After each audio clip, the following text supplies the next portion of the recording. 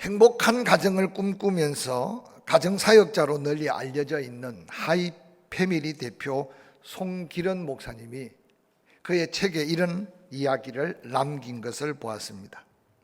어느 날 유명한 Y대학의 S 교수를 찾아서 만났을 때 그는 얼마나 단호하게 힘주어서 이 송 목사님에게 말했던지 그의 기억에 생생하게 남았다고 합니다. 그 S 교수는 행복은 거의 유전적 요인에 의해 결정되는 것이라고 보아야 합니다. 아무리 노력해봐야 눈꽃만큼도 행복해질 수 없습니다 라고 단언하며 말했습니다. 뿐만 아니라 S 교수는 행복의 법칙에 대하여 이야기하는 것은 거의 사기꾼들이나 하는 소행이라고 몰아붙였다고 합니다. 듣다 보니 자신이 사기꾼 중에 한 사람처럼 느껴졌다고 회고합니다. 뿐만 아니라 대다수 과학자들은 여태껏 인간의 심리 조절 장치가 행복감을 정진시키려는 어떠한 의도적 시도도 무력하게 만든다고 생각해 왔다고 합니다. 어떻게 보면 그의 주장은 행복해지려는 노력에 대하여 대부분 부질없는 일이라고 수많은 과학자들, 심리학자들의 말을 따르고 있는지도 모릅니다. 미국 미네소타 대학 심리학 교수 데이비드 리켄도 인간이 느끼는 행복의 50% 정도는 유전자에 의해 결정된다고 주장하면서 한 인간이 얼마나 밝고 명랑한지, 스트레스를 어떻게 감당하는지, 직장 걱정이나 우울증을 얼마나 심하게 느끼는지 등 타고난다는 이야기를 하기도 하였습니다. 그리고 영국 뉴캐슬 대학교 심리학자인 데니얼 네틀 교수 역시 행복을 느끼는 것은 뇌의 작용이며 뇌의 활동은 유전 조건에 의해서 결정된다라고 주장하기도 하였습니다. 하지만 사기꾼들의 소행으로까지 몰아붙였던 법칙들이 최근 새로운 과학자들에 의해 실제 효과가 있는 것으로 입증되고 있습니다. 대표적인 것은 펜실베니아 대학교의 마틴 셀리그먼 교수팀이 연구했는데 이 연구팀은 500명 이상을 대상으로 행복감 정진 프로그램을 실시한 결과 행복감의 정진과 우울증의 감소를 수치적으로 측정할 수 있었다고 발표하고 있습니다. 펜실베니아 대학교 연구팀의 행복 방법론은 7가지입니다. 첫 번째, 매일 밤 그날의 좋은 일 3가지를 생각하기. 두 번째, 자신의 장점 5가지를 찾아 매일 새롭게 적용하기. 세 번째, 일상의 즐거운 일을 적극적으로 즐기기. 네 번째, 남에게 기억이 되고 싶은 자신의 모습을 적어보기. 5번째, 한 가지 일을 반복하지 않고 다양한 일을 경험하기. 6번째, 인생의 가장 즐거웠던 일을 생각하기. 7번째, 10년 뒤 가장 잘된 자신의 모습을 그려보기. 이 7가지만 반복해서 생활 속에 계속 적용하면 자신도 모르게 행복감을 끌어올릴 수 있다는 이야기입니다. 그러면서 결론은 행복의 작은 연습이 더욱더 행복해질 수 있다고 결론 지었습니다. 잠자리에 들기 전에 가족을 깨안아 주는 일로부터 눈을 뜨면서 거울을 바라보며 자신에게 미소 지어주고 아침밥을 꼭 챙겨 먹고 혼자 먹지 않고 집에 들었을 때는 얼굴을 환하게 펴어들고 웃음으로, 그래서 자기의 자신 잘한 일에 대해서 스스로 칭찬하고 스스로 감사하며 삶을 돌아본다면 놀랍게도 유전적 요인의 행복감을 뛰어넘는 행복 만들기, 더 행복해지는 비결이라고 소개합니다. 결론은 하나라고 말합니다. 사기꾼들이 심리학자들을 앞섰든지 아니면 과거에 행복은 유전적이라고 강조했던 심리학자들이 사기꾼이었던지 그러면서 글을 마무리했습니다. 여러분은 운명 지어진 유전적 요인 속에 갇혀 삽니까? 아니면 끊임없이 하나님이 주신 평안 그 기쁨을 누려가며 행복 바이러스를 키워서 더욱더 이 땅에 하나님의 나라 심령 천국을 누리며 살고 있는지 한번 도전하며 말씀 앞에 섰으면 좋겠습니다. 오늘 함께 살펴본 본문은 사도 바울에게 힘들고 어려운 선교 현장에서 빌립보 교회 성도들을 인해 주 안에서 새로운 기쁨을 다시 얻고 그 기쁨으로 인해 행복감을 고백하는 아름다운 사도 바울의 행복의 고백이 담겨 있습니다. 바울이 고백하는 행복의 고백의 이유를 짤막하게 말하는데, 너희가 나를 생각하는 것이 이제 다시 싹이 납니다 라는 말로 소개하고 있습니다. 사도 바울의 이 같은 말은 빌립보 교회가 이전에 사도 바울의 복음 사역에 얼마나 많이 헌신하고 섬겼는지 모릅니다. 그런데 어떤 이유인지 모르게 어느 날 그 선교 후원이 딱 단절되었습니다.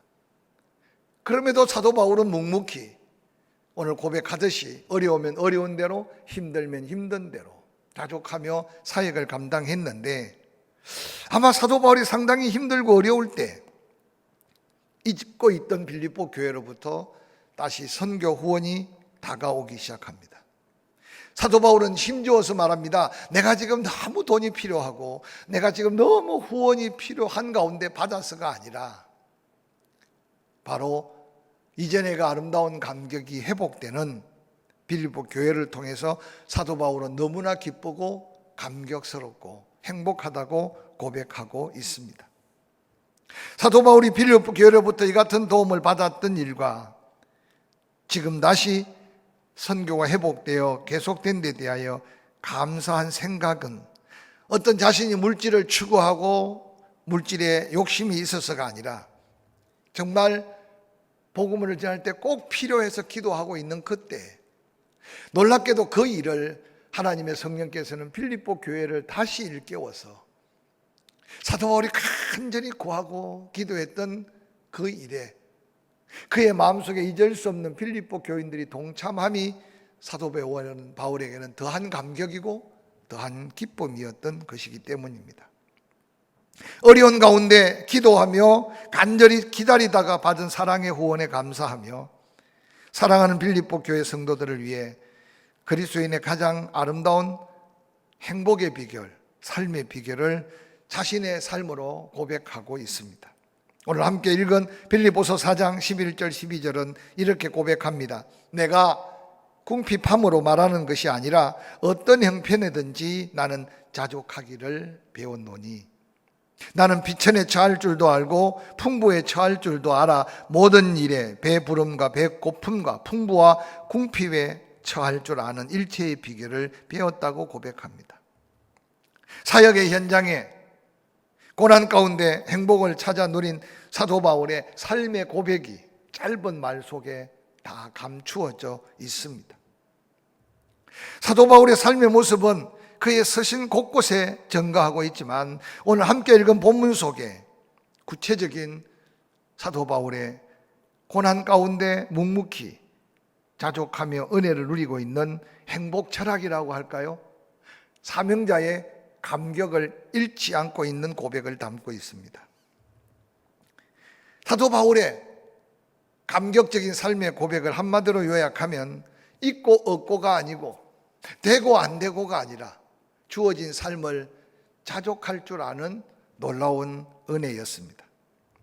사도 바울은 자신의 자족하는 생활이 결코 자기 자신이 선교 여행 중에 삶의 여건이니 그저 궁핍함이 익숙해졌기 때문이 아니고 또한 가난함이 합리화된 것이 아니라는 사실을 한번 다시 기억해 보시길 바랍니다. 예수 그리스도를 만난 후 모든 것을 버리고 목숨 건 사명자의 삶을 살아갈 때 주 안에서 얻어지는 이 자족함의 비결은 없으면 없는 대로 있으면 있음으로 인해 하나님의 영광을 위해 살아가는 삶의 모습을 통한 그 고백이 때때로 우리 삶에 찾아오는 어려움, 우리 삶에 찾아오는 위기 앞에서 우리가 단순하게 견디고 단순하게 합리화해서 고비를 넘겨가는 정도가 아니라 그 삶 가운데서도 하나님의 함께하심, 보호하심, 지키심의 은혜의 고백을 한번 살펴보시기를 바랍니다. 일일이 교회 형편에 대해서 세밀하게 말하지 않았지만 2019년을 마치고 2019년은 여러분들은 그냥 또 한 해를 보냈지만 지진 후에 보이지 않게 많은 공사를 했습니다. 지붕까지 다시 다 완벽하게 세우고 영상도 바꾸고 음향도 바꾸고 조명도 바꾸고 2020년에 이런 코로나가 올 줄 전혀 예측하지 못했습니다. 그래서 오늘 보고받았겠지만 해마다 다음에 이럴 어려움을 생각하고 그래도 적당한 이월금을 보냈는데 2019년도는 1,400만 원을 이월하고 또 하나님의 은혜를 주시겠지 생각했는데 2월을 맞이하면서 코로나가 우리에게 직격탄을 날렸습니다. 제 개인적으로도 기도의 제목이 많았고 재정을 감당하는 부분에서 걱정을 많이 했습니다. 근데 제가 입버릇처럼 말한 게 아니라 하나님 제 마음속에 작은 응답을 주셨습니다. 적게 거두어도 모자람이 없는 만나의 기적에 대한 말씀을 주셨습니다.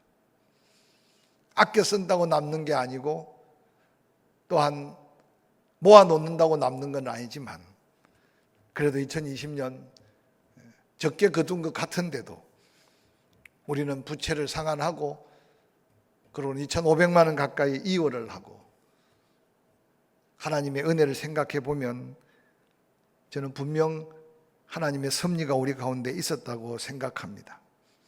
그만큼 사랑하는 성도님들의 삶이 어렵고 힘든 가운데 또 하나님 앞에 구별하여 드리고 또한 더한 은혜를 구했는데 2020년 다시 한번 사도 바울의 이 행복감 넘치는 감격의 기쁨을 어떻게 찾을 수 있을까?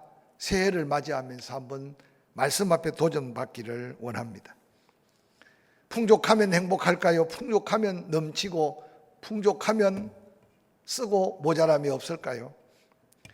요즘 주변을 살펴보면 어려운 사람들은 나름대로 어려움을 잘 경험해 본 경험 때문에 묵묵히 견디고 이겨나갑니다.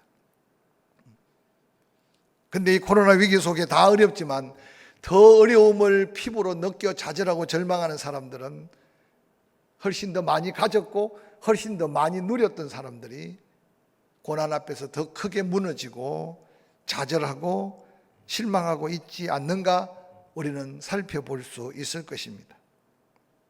대부분 사람들은 어려울 때, 가난할 때 물질적 도움을 받고 싶어 하며 또 도움을 받을 때는 기뻐합니다.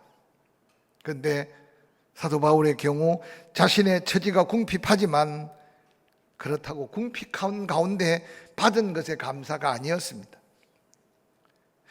사도 바울은 모자라면 모자란 대로 감사했고 없으면 없는 대로 하나님의 도우심을 기대하며 묵묵히 그 삶의 감사를 잃어버리지 아니한 것을 오늘 고백을 통해 들어볼 수 있습니다.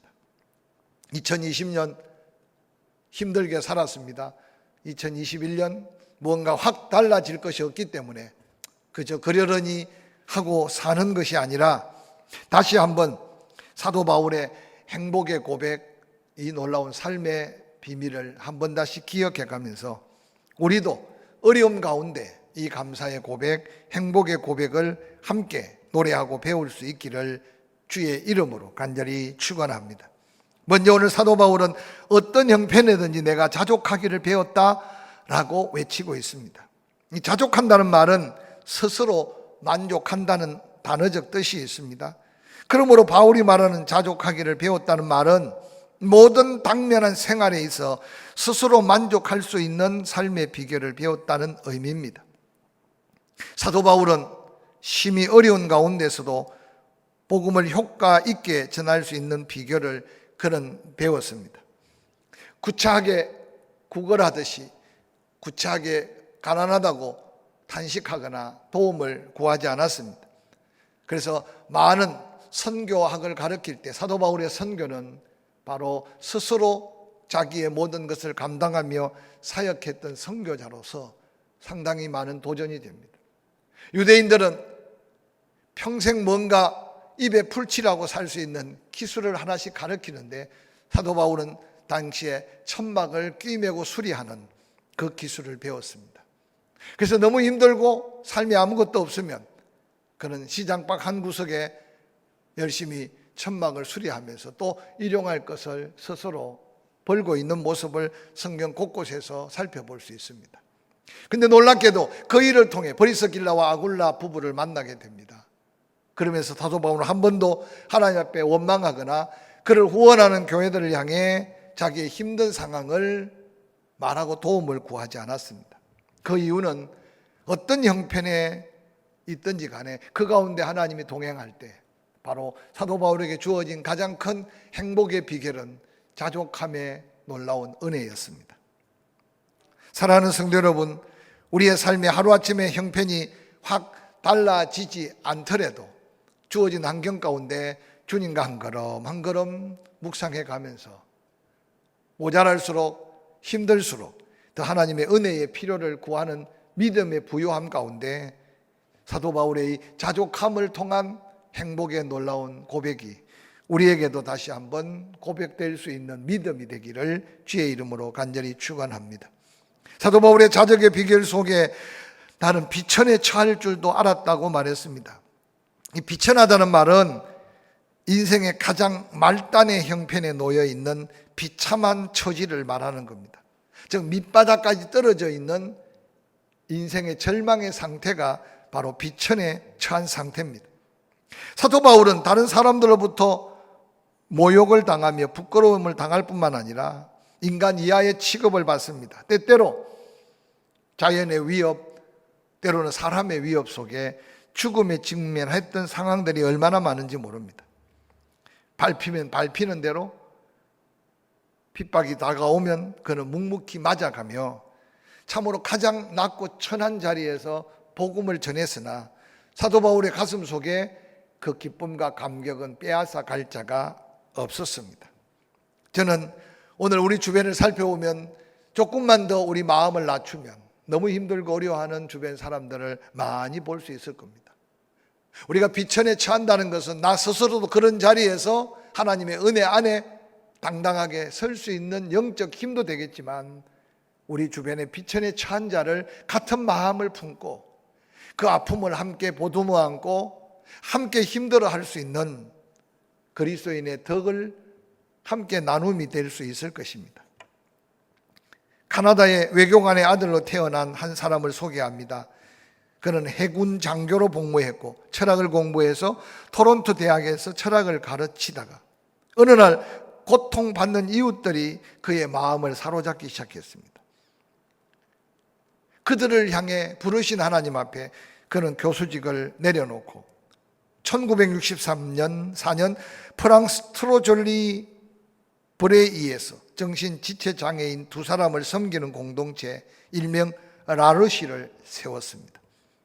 세상 사람들은 장애인들을 무관심하고 또한 그들을 버렸지만 그는 두 명의 장애인과 함께 살면서 섬기면서 그들 안에서 예수 그리스도를 발견하고 진정한 행복을 누리고 있었습니다. 바로 그의 이름은 장 바니에라는 사람입니다. 놀랍게도 장 바니에는 두 사람의 장애인만을 섬겼던 것이 아니라 그의 희망과 긍휼의 영성이 훗날 헨리 나우엔이라고 하는 유명한 교수의 가슴을 움직였고 그를 통해 전 세계인들에게 장애인들 참으로 낮은 곳에 처해 있는 영혼들의 관심을 갖게 되는 놀라운 하나님의 역사를 일으켰습니다.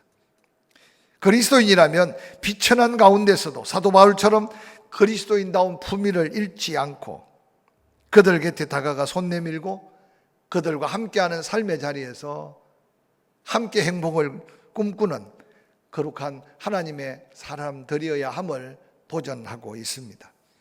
사랑하는 성도 여러분, 조금 더 마음을 열고 다시 한번 주변을 살펴보시기 바랍니다. 나만 힘든 것 같았는데 나보다 조금 더 힘들고 나보다 더 조금 더 어려운, 그래서 그 마음이 하나님이 찾으시는 자리에서의 거룩한 부르심으로 이어져서 모자라는 중에 나누고 어려운 중에 선교하고 힘든 중에 베풀고 섬김이 복음의 행복으로 이어지는 축복의 비밀이 될 수 있기를 주의 이름으로 간절히 축원합니다. 조심스럽게 부탁합니다. 호주머니가 말라갈수록 하나님 말씀대로 다시 한번 도전하여 삽시다. 주라! 그래야 하면 누르고 흔들어 넘치게 하시는 하나님을 다시 바라볼 수 있는 주의 은혜를 덧입어야 이 곤고한 때 우리는 풍성함과 감격 속에 행복을 고백할 수 있는 바울의 승리의 고백을 우리도 배울 수 있게 될 줄로 믿습니다. 혹이라도 선교하다가 쉬고 있는 분들, 구제하고자 할 때 첫 열매에 조심스럽게 주저하고 있는 분들, 할 수만 있으면 힘들고 모자란 중에 만나의 기적을 도전해 가면서 비천에 처했던 사도 바울의 삶의 행복의 고백을 우리도 어려운 가운데서 이 노래를 배워서 하나님께 영광을 드러낼 수 있기를 주의 이름으로 간절히 축원합니다. 뿐만 아니라 자족함을 배웠던 사도 바울은 풍부함에 처할 줄도 알았다고 말했습니다. 이 말은 사람이 재물이 풍부할 때 그의 처신이 자신의 신앙생활에 물론 다른 사람에게도 신앙에 영향을 끼치는데, 사도 바울은 아무리 풍부한 물질이 있다 할지라도 결코 교만하거나 자만하지 아니하고 비천에 처해 있던 당시의 모습처럼 하나님만을 바라보고 섬길 수 있었다는 고백으로 한번 들었으면 좋겠습니다. 오늘 이 시대는 어떻습니까? 가지면 어느 날 목에 힘이 들어가고 남다르게 배우면 어느 날 교만해지기 쉽고, 그래서 가진 것은 자랑하지만 나누고 베푸는 자는 살펴보면 가난하고 어려운 자들이 비천에 처할 줄 알아서 베푸는 나눔으로 오늘날 어려운 영혼들을 살리고 있다는 사실을 한번 기억하시기 바랍니다. 사도 바울은 배부름과 배고픔과 풍부와 궁핍에도 처할 줄 알아 삶의 일체의 비결을 다 경험했다고 고백하는 고백은 오늘을 사는 우리에게 귀한 도전이 아닌가 생각합니다. 얼마나 어렵습니까? 그러나 하나님의 감동 앞에 순종하고 도전할 때 어려움이 도리어 축복의 조건이 되고 행복의 고백의 조건이 되기를 주의 이름으로 간절히 축원합니다. 제가 어느 글을 봤는데 감동이에요. 만원으로 얻은 행복한 가정이라는 제목입니다. 만원으로 얻은 행복한 가정. 남편이 만원짜리 하나 지폐를 꺼내어서 출근하며 아내의 손에 꼭 쥐어줍니다. 요즘 지쳐 보인다며 혼자라도 고기라도 먹고 오라고 말했습니다.